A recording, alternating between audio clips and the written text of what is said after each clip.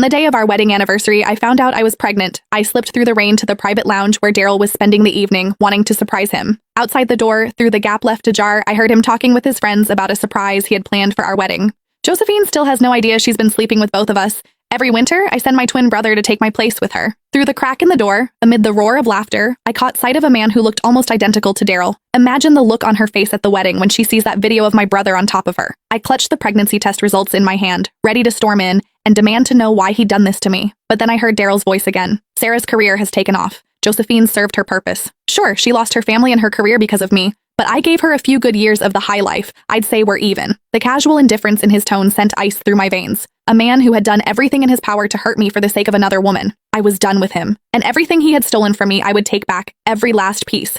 Inside the private lounge, the men kept egging each other on. Come on, Daryl, you've lost 3 rounds of dice in a row.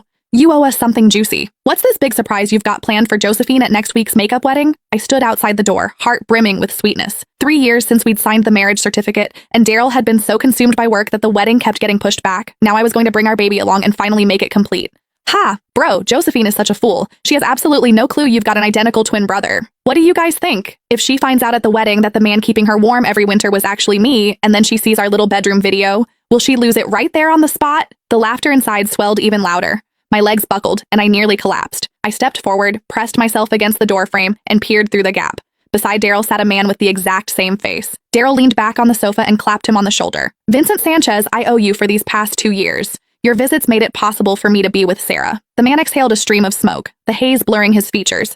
I don't get it, bro. Sarah was your college crush, so why'd you marry Josephine? Even in bed, she's boring as hell. I'm so sick of her. The men who usually greeted me with fawning smiles and called me Mrs. Sanchez were now leering and cracking vulgar jokes. I stood frozen, struck as if by lightning, unable to move, but the fury inside me burned hotter with every second. I drew a deep breath, gripped the door handle, and steeled myself to charge in and confront Daryl. Then the words from inside stopped me dead. I was only ever with her for Sarah's sake. At the sound of that name, my fingers tightened around the pregnancy report until the paper crumpled. There was a tenderness in Daryl's voice I had never once heard before. Sarah went abroad right after college to chase her dream of becoming a jewelry designer. By the time I wanted to go find her, she'd gotten married. Later, when the international jewelry design competition came around, Sarah was so anxious about Josephine entering the same contest that she couldn't sleep.